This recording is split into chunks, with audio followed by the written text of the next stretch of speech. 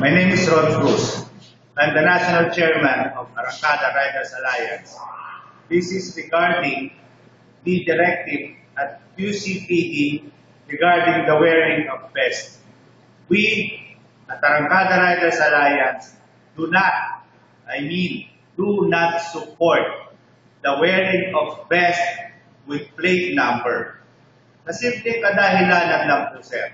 Although, for a fact, ako rin po, nagsusuot po ako ng vest, yung reflectorized vest, na nakalagay po yung pangalan ng grupo ko, para po sa protection po namin.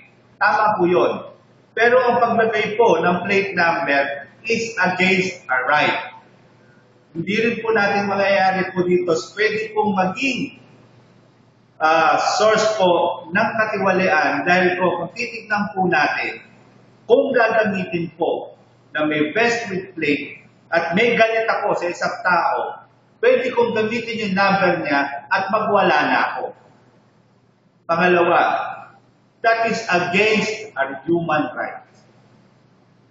Hindi po ito panahon ng hapon na para gagamitin at palalagyan kayo ng persahan, palalagyan kayo ng tatak para lang makita kayong nasa kababaan kayo.